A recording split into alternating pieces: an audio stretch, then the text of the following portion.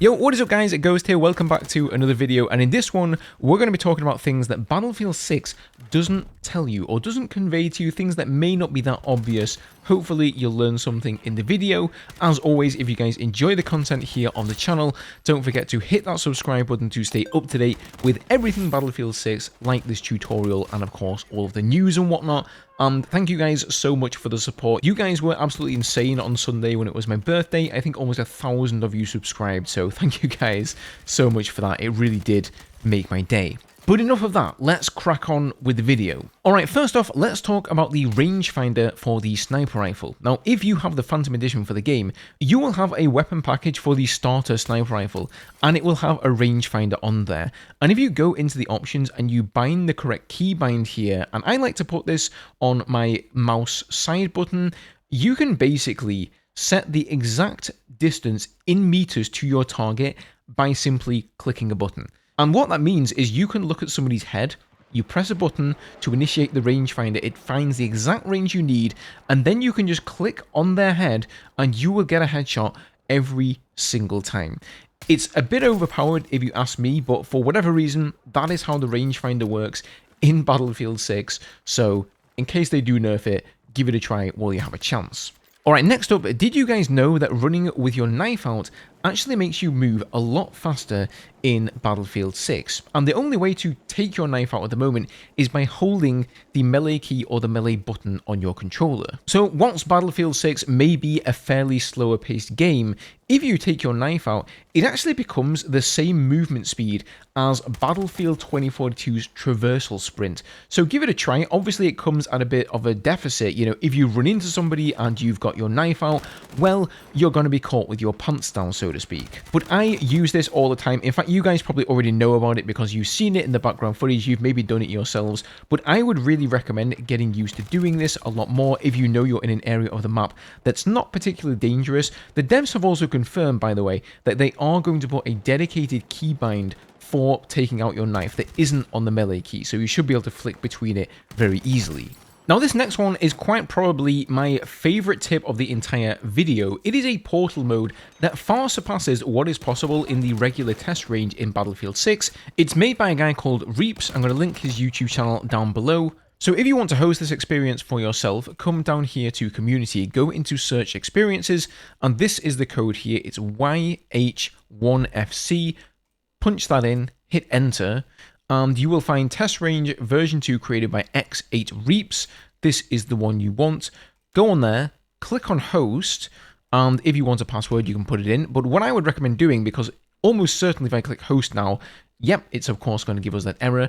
This one can be hosted locally, and that is, or it should, always work for you.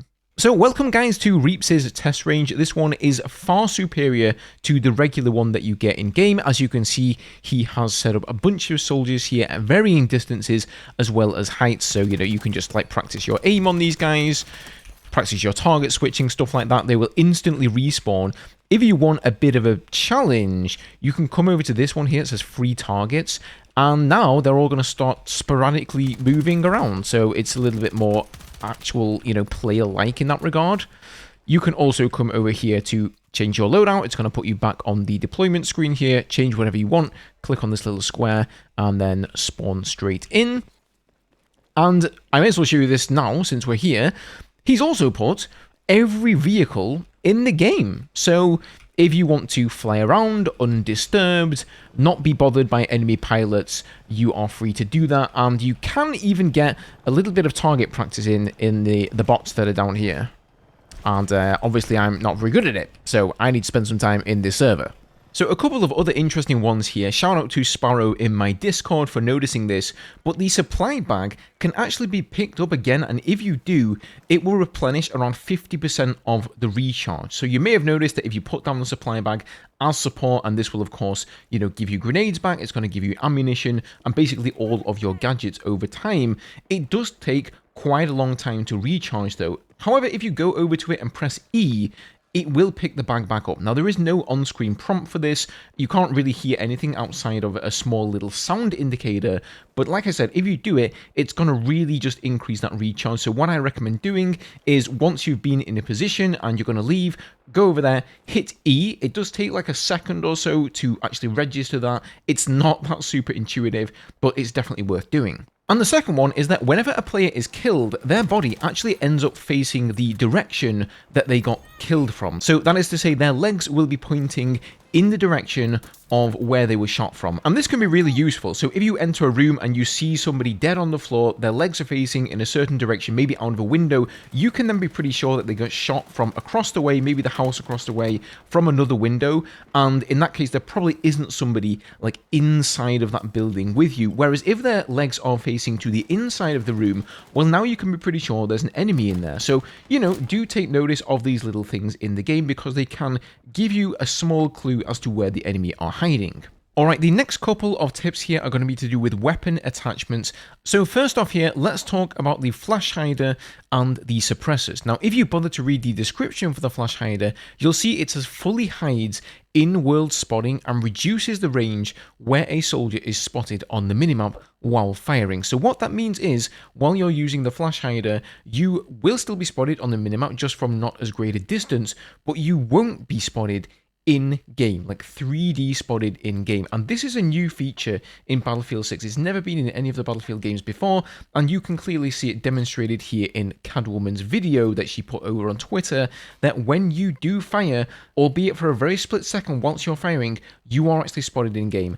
And that's probably leading to a lot of deaths. And so for that reason, I recommend going with the flash hider or the suppressor. Now, the big difference between the suppressor, if you come and look at the description here, it says the exact same thing, but then it has this extra sentence that says reduces hipfire accuracy, and you'll notice that all of them have that same sentence at the start there. So they basically do the same thing as the flash hider. They stop you being 3D spotted in-game, and they reduce the distance that you will be spotted on the minimap when you're firing, but they also give you additional benefits as well. So the suppressors in Battlefield 6, guys, really, really good. And whilst we're on the topic of spotting, some of you may not know what the difference is between a full spot and a partial spot that is only for you and not for the whole team. So if you see the diamond icon and it's whole, it's full, that means that your whole team can see that you've just spotted that enemy, and if they kill that enemy, you're going to get an assist for it. If it is hollow and it's just the outline of the diamond, that is only a partial spot and it's only going to be visible for you personally. None of your teammates are going to be able to see that, so if they get a kill on them, it's not going to lead to an assist. So a couple of other things to note here as we come into the test range. You may notice if we look at the crosshair here, it's got 4 little pips around it, right? And that denotes that you have full auto. If you actually take off full auto, now we have single fire, you'll notice that one of them disappears there. So that's one way that you can tell it. Now, this weapon doesn't have burst fire, but if you did have burst fire enabled on your gun, you would see this 4th little line here towards the north of the crosshair. But instead, it would sort of look like 3 little dots, like a partial line. Basically, it's the in-between of having a full line and no line, which indicates burst fire. You may not also know that you can turn off your laser. You use this on the T key on PC. I'm not sure this is actually bound to controllers by default, so you may actually have to manually bind that one. And this can be useful because if you're using any laser except the red laser, this will be visible to enemies. So it does come with a bit of a trade-off. If you are using the red laser, however, I do believe that is the only laser in the game that is invisible to enemies. Now, whilst we're on the topic of attachments for weapons, another one I would really not sleep on, guys, is the flashlight. Now, normally in most Battlefield games or Call of Duty, really any game, I would just skip the flashlight because it gives away your position so badly. But in Battlefield 6, it is actually incredibly blinding. If you've ever gone up against somebody with a flashlight, it's just very difficult to aim at them. It kind of feels like you've got this permanent, like, flashbang effect almost in your face, but at the same time, it doesn't really make them that obvious. Now, I wouldn't recommend running this on every map. If you're on a very big, large, open map and there's going to be snipers looking at you, you're really going to stick out like a sore thumb if you're running around with a flashlight on. But if you're playing on a smaller CQC map, like Iberian Offensive, for example, or maybe the Empire State map, this can actually be very, very beneficial. Now, I know a lot of people are trying to boot up their own Portal servers at the moment in order to basically unlock their weapon skins, unlock their attachments for their weapons, that sort of stuff, because it is quite a grind in this game.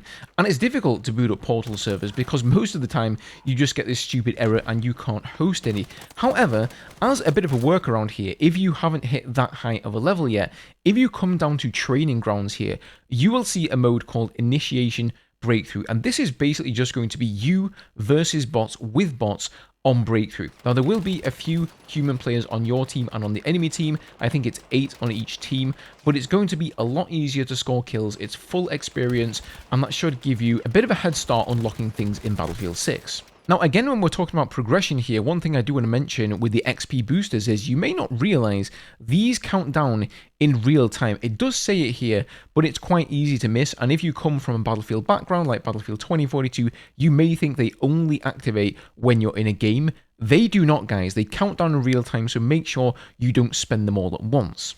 Now, did you know you can use a friend's Recon drone to get anywhere pretty much in all of the maps in Battlefield 6. Now, I did do a separate video on this if you want to see it in more detail, and it is a bug, so it's probably going to be fixed, but I wanted to put it in just for the fun of it. Basically, you hop onto your friend's Recon drone, hit it with a sledgehammer, and it just pings up into the sky. You repeat that, you can go as high as you want pretty much, or at least until the battery on the drone runs out, and then you can just parachute to really anywhere on the map. Within reason, obviously some areas are going to be out of bounds, and it also bears mentioning that you can't do this on your own drone because you will simply destroy it the first time you hit it with a hammer. So it has to be a friend's drone, but as long as you have at least one of them, you should be able to do this. Now, another little tip that's not super obvious in Battlefield is that if you're landing from a fall from a great height, if you jump just before you land, your character will actually go into a forward roll animation. And what this does is makes you take no damage. And some of you may have done this by accident and not really realized what it is. That's how you initiate it. You basically just jump right before you hit the ground. And it's actually really, really useful. It also looks pretty cool. So give it a try, test it out, because this can definitely save you some HP. Now, speaking of new mechanics, a brand new one for the jets is in Battlefield 6, and it's called thrust vectoring. I did cover this in my jet tutorial a little bit, but basically, to sum it up, it allows you to very quickly turn your jet to the left, to the right, or up or down, basically any direction. And the way that you initiate this is by holding brake and the afterburner at the same time as giving it a directional input. And this has a number of uses. So first of all, if you're nosing up and you're going straight up towards the sky and there's a jet on your tail, you can actually use this to do a 180 and maybe try to reverse that dogfight and get on the enemy jet's tail. Same thing with going left and right here. I've also heard, I haven't managed to pull it off, but I've heard you can dodge missiles, AA lock-on missiles, with this feature, with thrust vectoring. So give it a try. And that has actually come straight from DICE themselves. This is not just like hearsay or something that somebody's made up. They have said that missiles can be dodged with thrust vectoring. So we've just got to figure out exactly how to do it. My guess would be it's kind of like the Battlefield 3 way, where you have to do a 180 and then come back around and pretty much face the missile head on, but at a slight angle. And hopefully the missile will just overshoot your jet and explode. But once I've figured out exactly how to do that, I'll be sure to make a separate video on it. Another small mechanic that's quite new in Battlefield 6, but not necessarily to the Battlefield franchise, is crouch sprinting. And the way I like to set this up is I will have slide on left control, so that is my hold toggle, and what that does is I just slide and then I get up and I continue sprinting. But then I'll have it set up so if I double tap the C key, which is my crouch toggle, I will slide into a crouch and then just continue sprinting in crouch mode. Try this out if you haven't, because it's actually really, really good. Like, you don't actually run that much slower when you're crouch sprinting compared to, you know, full-on sprinting when you're standing up. And believe me, in a lot of situations, you will really be surprised how effective keeping your head down can be. Now, I did make a separate video on this before, but I wanted to mention it in this one because it's been a night and day difference for me. If you're noticing problems with your mouse aim, come down here to mouse and keyboard, go into control settings, turn off uniform infantry aiming, and then scroll down until you find zoom transition sensitivity smoothing. This will be on by default. Turn this off, and then come back to uniform infantry aiming and turn that one back on again. Now, if you scroll down, you're going to see this is grayed out if you don't have the aforementioned option to turn off. So you may say, Ghost, this is surely not doing anything regardless. Well, no, it's not supposed to, but I can vouch and say that it definitely works. My aim has improved so much since turning this off, so if you feel like you have a bit of a problem with it, definitely look into this one. Another one that's useful, of course, for those who don't know yet, is that you can actually hitch a ride on the back of a tank, so even though all of the seats are occupied, you can jump on the back there. You are going to be exposed, you know, people will be able to shoot you, so don't forget to jump off before it's too late. Alright, there you go guys, those are all of the tips I have for you in this video. If I think of any more, I'll be sure to put another tips video together. Even if all of these tips weren't brand new to you, I hope you learned at least one or two. If you did, don't forget to leave the video a like down below. Subscribe to stay up to date with everything Battlefield 6 and more tips and tricks videos like this one. Thank you guys for watching, and I'll see you all in the next video.